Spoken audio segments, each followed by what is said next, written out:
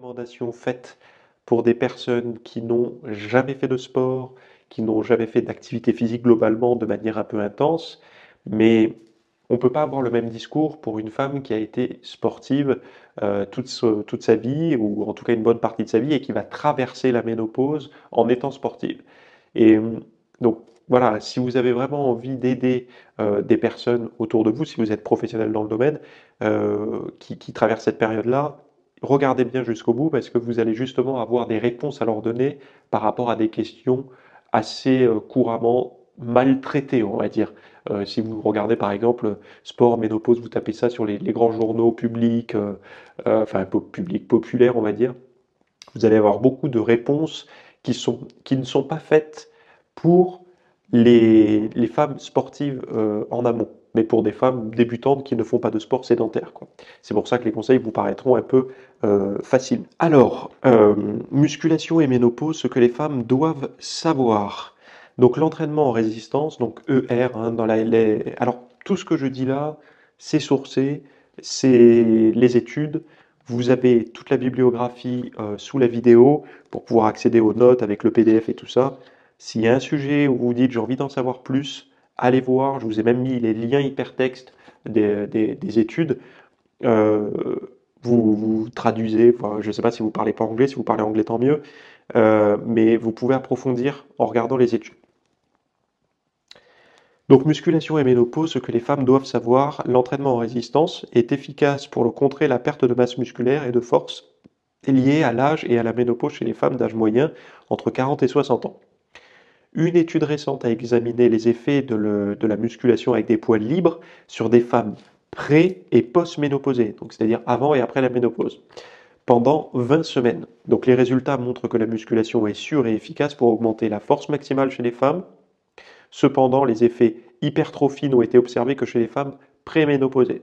C'est-à-dire qu'en 20 semaines, ils n'ont pas noté d'hypertrophie musculaire. Alors la force chez tout le monde, mais l'hypertrophie, c'était plus chez les femmes préménopausées que post-ménopausées. Ça ne veut pas dire que quand vous êtes atteint de ménopause, vous arrivez à la ménopause, vous ne prenez plus de muscle. Ça veut simplement dire qu'en 20 semaines, ça se vérifiait pas ou c'était pas significatif par rapport à juste avant. Ce qui s'explique puisque les hormones sont moins présentes.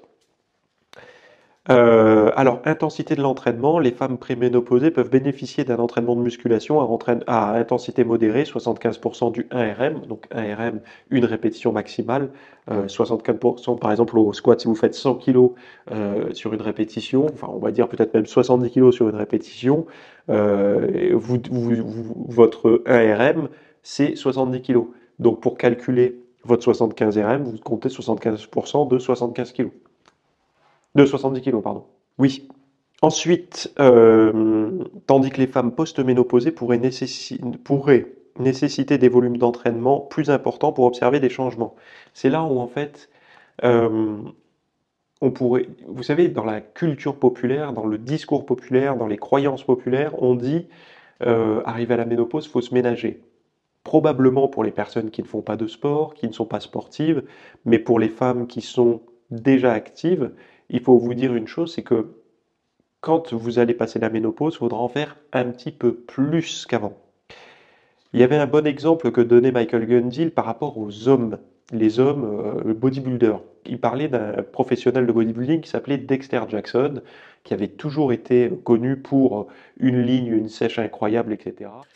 Merci d'avoir suivi ce rapide extrait. Donc, dans la version longue, vous allez avoir tous les conseils et le programme d'entraînement et les conseils nutritionnels. Si vous traversez actuellement la période de la ménopause et que vous avez envie de maximiser les effets de la musculation, de la nutrition, de réduire justement les problématiques comme le tour de taille qui va s'épaissir, les humeurs qui vont baisser, les bouffées de chaleur, etc.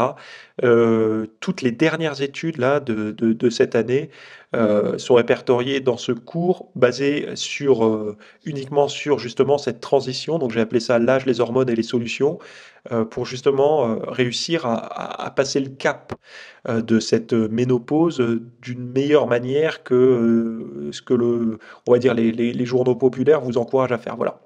Donc si ça vous intéresse, vous avez le lien sous cette vidéo dans la description et on se retrouve de l'autre côté. À tout de suite.